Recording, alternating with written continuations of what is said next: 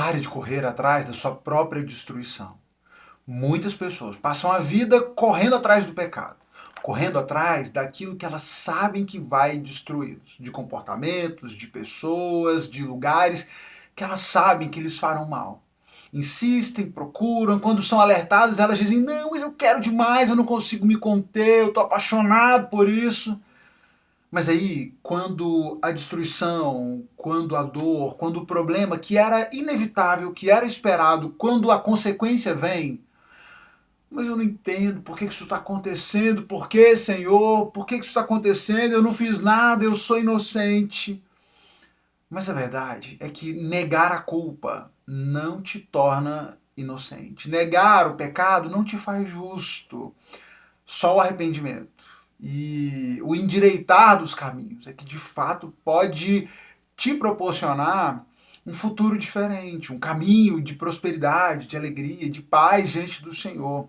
Negar o pecado nunca é o caminho. E certamente persistir e ficar correndo atrás do erro não vai te levar a nenhum bom caminho. E é sobre isso que eu quero trazer você para refletir a partir da nossa leitura de hoje. Mas antes, vamos lá, que nós estamos começando um novo livro e eu quero fazer uma introdução rápida com você aqui.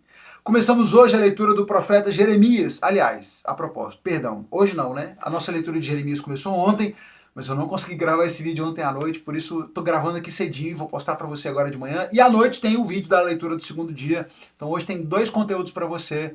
Aproveita que é final de semana e acompanha tudo aí. Mas vamos lá, começamos a leitura de Jeremias. A leitura desse primeiro dia é de Jeremias capítulo 1 e capítulo 2. Começamos então a leitura do livro de um novo profeta. E nós temos aqui o profeta Jeremias, que o texto vai nos apontar logo no início do capítulo 1, que é filho de Ilquias, um dos sacerdotes da cidade de Anatote, uma cidade da tribo de Benjamim. Então, diferente de Isaías, que não vinha de linhagem sacerdotal, nós temos Jeremias, filho de um sacerdote que é chamado pelo Senhor para ser seu profeta. E Jeremias também tem um longo período de ministério, de profecia. Ele começa a profetizar, o texto vai nos dizer, no 13º ano do reinado de Josias, e ele vai permanecer trazendo essas mensagens do Senhor ao longo do reinado de Joaquim e ao longo do reinado de Zedequias, inclusive até que o povo seja levado de Jerusalém para o exílio. Então, ele vai começar lá no reinado de Josias e vai até esse período onde o povo é, por fim, levado para o Egito, levado para a Babilônia, né, tirado de Jerusalém e levado para o exílio. Nós temos nesse primeiro capítulo o relato, né, desse chamado de Jeremias. O Senhor aparece para Jeremias e diz uma das frases, um dos textos muito conhecidos, que você certamente já ouviu e talvez já tenha lido esse texto pensando que ele está sendo dito para você, né? Eu o conheci antes de formá-lo no ventre da sua mãe, antes de você nascer, eu o separei, o nomeei para ser meu profeta às nações. Certamente esse texto nos inspira e ele tem lições para a gente, mas esse texto não foi escrito para mim, não foi escrito para você. O Senhor está dizendo especificamente sobre Jeremias e o chamado para ele, mas isso certamente nos faz pensar e é correto afirmar que sim, Deus nos conhece desde antes mesmo de nós nascermos, o Senhor nos conhece e Ele tem planos para nós. Nem todos seremos profetas como Jeremias, mas podemos nos alegrar no fato de que sim, o Senhor nos conhece antes mesmo de sermos formados e Jeremias recebe essa mensagem do Senhor, apesar, e talvez o Senhor enfatize essa questão, justamente por já entender e prever essa insegurança de Jeremias diante do chamado que ele recebia. Jeremias, ele diz, Senhor, mas eu sou jovem demais, né? Eu não sou capaz. E o Senhor diz para ele, não diga isso, né? Você vai aonde eu o enviar, você irá aonde eu enviar, você vai dizer as palavras que eu ordenar, e eu estarei com você, eu o protegerei. Ele alerta Jeremias que ele enfrentaria dificuldades, ele seria perseguido, ele enfrentaria a oposição dos reis, das autoridades, mas ele não devia ter medo. O Senhor daria para ele as palavras certas para dizer e o Senhor mesmo o protegeria diante desse seu desafio. E nós vamos ler o livro de Jeremias, nós vamos ver que sim, Jeremias passou por muitas dificuldades, ele foi perseguido, ele foi preso, ele foi ameaçado de morte, e tantas dificuldades que ele enfrentou, mas o Senhor cumpriu a sua promessa e o protegeu ao longo de tudo isso e apesar de tudo isso que ele enfrenta. Mas para essa reflexão, eu quero focar naquilo que o Senhor apresenta nessa primeira palavra profética emitida por Jeremias ao povo, falando sobre essa condenação, sobre o pecado do povo, sobre como o povo se afastou e se esqueceu de Deus. O Senhor apareceu a Jeremias, então deu a ele uma outra mensagem, diz, olha, vá então a Jerusalém e proclama o seguinte, eu lembro-me de como você desejava me agradar. Quando era uma jovem noiva, muito tempo atrás, você me amava e me seguia, até mesmo no deserto. Naqueles dias, Israel era santo para o Senhor. E nessa palavra, o Senhor vai usar essa ilustração da noiva, da pureza da noiva, que se dedicava, que era pura e era dedicada ao seu noivo, mas que se prostituiu, que foi infiel. Ele vai usar muito esse contraste da infidelidade para se referir a idolatria que o povo se submeteu ao se afastar e ao buscar outros deuses. Essa é a imagem que o Senhor vai usar. Associar a idolatria à infidelidade, à promiscuidade, à prostituição desse povo, que era para ser santo, separado para o Senhor, como uma noiva pura deveria ser separada e dedicada ao seu noivo, mas Israel se afastou e buscou outros deuses e se prostituiu com esses outros deuses. Então o Senhor começa essa palavra de acusação dizendo, olha, eu me lembro de como no começo, você era como uma noiva que desejava me agradar, me amava, me seguia, até mesmo no deserto. E aí ele está claramente fazendo menção ao fato de como no começo dessa jornada, esse povo seguiu o Senhor pelo deserto e se dedicava, e houveram dias de fidelidade, dias de dedicação, de pureza, de santidade ao Senhor. Naqueles dias, Israel era santo para o Senhor, ou seja, Israel era separado para o Senhor, era dedicado para o Senhor. E aí o Senhor faz uma pergunta, que defeito os seus antepassados encontraram em mim para que se afastassem tanto? Foram atrás de ídolos inúteis e eles próprios se tornaram inúteis. Qual poderia ser o problema, o defeito que vocês encontraram em mim para que vocês se afastassem tanto? E essa é uma pergunta que nós devemos nos fazer, que você deve se fazer, especialmente diante dessa nossa tendência humana de nos vermos seduzidos, atraídos pelo pecado. Que defeito é esse que você está enxergando em Deus que te faça se afastar tanto dele? Será que esse defeito existe? Não, ele não existe. E nós precisamos estar cientes disso. Muitas pessoas tentam justificar os seus pecados e colocar, às vezes, na conta do próprio Deus o seu afastamento. Mas se formos analisar com atenção, com calma, não tem defeito em Deus que justifique. Não tem defeito em Deus, ponto. Portanto, nada justifica esse afastamento do Senhor, nada justifica que nos afastemos dele tanto assim. E o Senhor continua e ele faz uma pergunta, alguém já ouviu falar de algo parecido? Alguma vez, alguma nação trocou seus deuses por outros? Mesmo que os deuses deles nem sejam de verdade? E olha como essa questão faz todo sentido. As outras nações que têm deuses que nem são reais, são só pedaços de pau, de pedra que foram moldados, nem esses povos trocam seus deuses. Mas o meu povo, que tem o único Deus vivo, verdadeiro, todo-poderoso, eles me trocaram. Os outros, que não têm motivo para serem fiéis aos seus deuses inexistentes, são fiéis a eles. Mas vocês, por algum motivo que foge à razão, me trocaram. Meu povo, no entanto, trocou seus deuses, trocou o seu Deus glorioso por ídolos inúteis. E aí o Senhor vai dizer, o meu povo cometeu duas maldades. Eles abandonaram a mim. Essa é a primeira maldade que o povo comete, abandona o Senhor.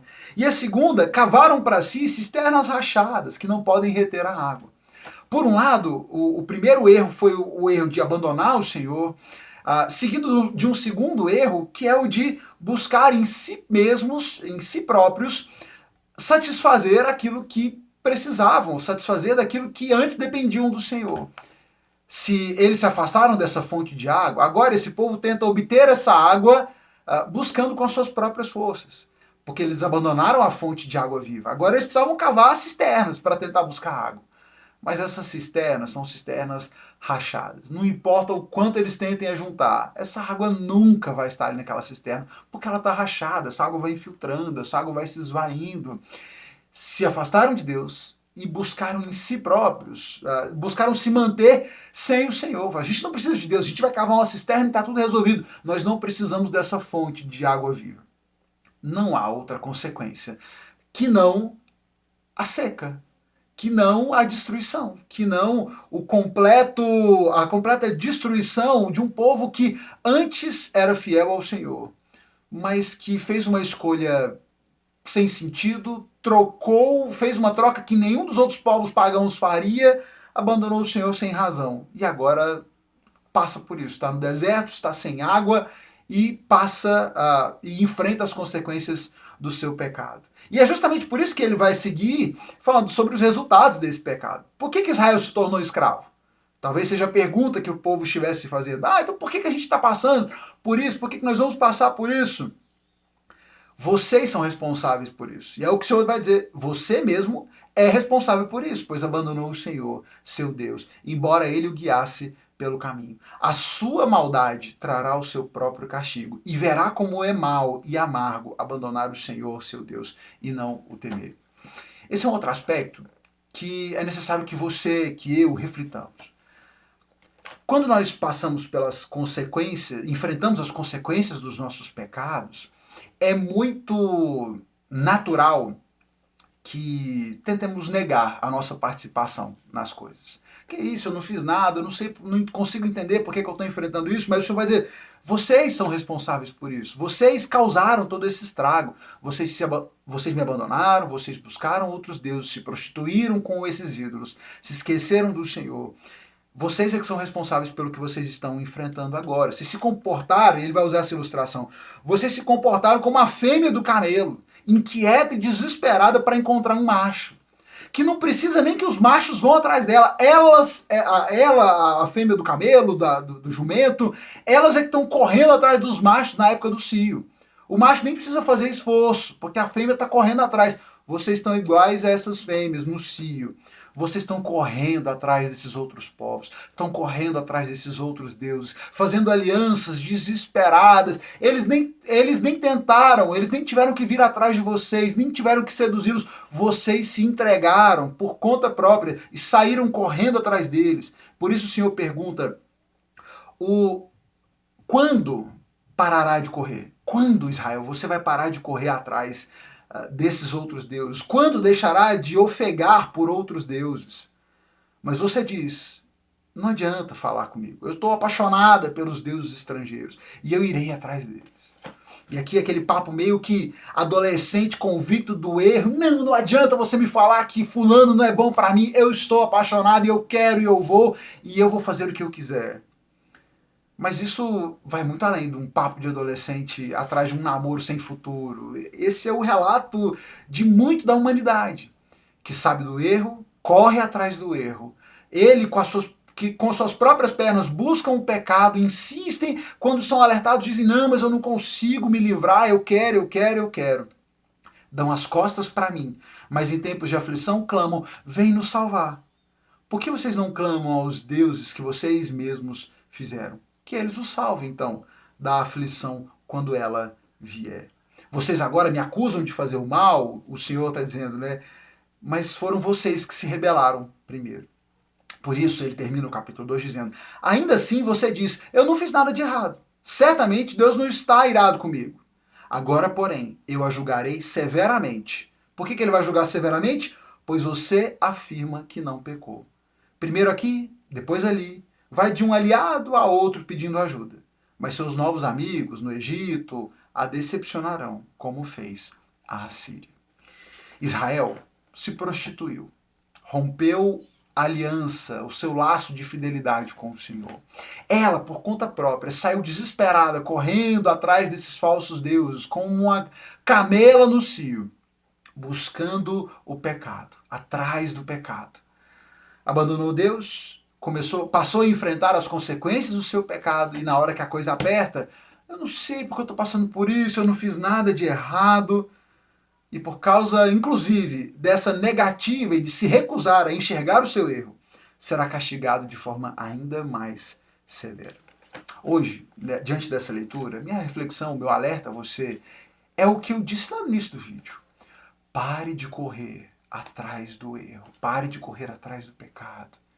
E pare de negar a sua responsabilidade nos seus pecados. Negar não te fará justo. É melhor, se você já está no erro, se você já está lidando com as consequências do seu pecado, o que Deus espera de você não é que você continue negando o que fez, porque Ele sabe, é inegável, qualquer um consegue enxergar.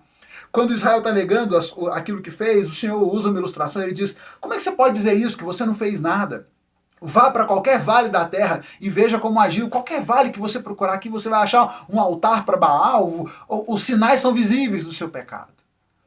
Por isso, também nós devemos assumir a consequência dos nossos erros. Se pecamos, peçamos perdão ao Senhor, nos arrependamos dos nossos pecados, para que nós não soframos consequências ainda maiores e mais severas, que são as consequências do pecado não arrependido, da negativa do pecado. Que o Senhor encontre em nós o seu povo santo, o seu povo separado para Ele, fiel. Pare de se deixar seduzir pelas atrações desse mundo, que são muitas e diversas nos nossos dias. Tem muita gente que bota a vida a perder por causa do dinheiro. O dinheiro arruína a vida de muita gente. Muitas pessoas perdem família, perdem casamento, perdem suas amizades, perdem a alegria de viver por causa do amor ao dinheiro. Correm, passam a vida correndo atrás do dinheiro, da prosperidade, da promoção no trabalho, estudando de um concurso para outro, sempre querendo mais, desejando mais, trabalhando 25 horas por dia para conquistar, para vencer, para prosperar. E aí, quando perdem as coisas, quando perdem tudo, estão cheios de dinheiro, mas perderam todo o resto. Perderam o casamento, perderam os filhos, perderam a alegria. Ah, Senhor, por que isso aconteceu? Não dá para correr. Não dá para correr atrás do pecado, para correr atrás daquilo que vai te destruir. Não dá para agir como uma prostituta que está sempre em busca do próximo cliente e depois se queixar que o Senhor o advirta e o Senhor o castigue por causa da sua promiscuidade. Assim como outras pessoas são dominadas pela sua sexualidade, sempre atrás do próximo parceiro, atrás da próxima sensação de prazer, ou em busca de entorpecer os seus sentidos com a bebida, com as drogas. São tantas essas coisas que roubam o seu coração e que estão aí buscando buscando a sua atenção e muitas vezes ganhando ela. Não, pare de correr atrás dessas coisas. Se volte para o Senhor. É tempo de se arrepender dessa promiscuidade, é tempo de se arrepender desse pecado, se voltar para o Senhor e permitir que Ele restaure o seu coração. Pare de correr atrás do pecado, pare de negar as consequências dos seus próprios pecados. Nos voltemos para o Senhor, que não cometamos o mesmo erro de Israel, que a gente vai ver a consequência desse erro ao longo desses próximos capítulos será séria, será inevitável. E certamente você não quer passar por algo assim na sua vida. Deus te abençoe e volta mais tarde. Hoje, mais tarde, a gente tem a reflexão desse segundo dia de leitura. Compartilha esse vídeo com alguém, manda para um amigo, manda para um familiar, clica na setinha e vamos fazer com que essas reflexões cheguem para mais pessoas. E vamos juntos, agora lendo o livro do profeta Jeremias. Se você não tinha visto ainda o cronograma de leitura, tá aqui no meu perfil no Instagram. É um dos últimos posts. Salva o post, pega o cronograma, vai fazendo com a gente a leitura a cada dia. O primeiro dia de leitura foi capítulo 1 e 2. Agora o próximo, se eu não me engano, é do capítulo 3 ao capítulo... acho que é 3 e 4, se eu não estiver enganado. Acesse o cronograma aí, dá uma olhadinha, faz a sua leitura e vem para assistir o vídeo da reflexão. Deus te abençoe.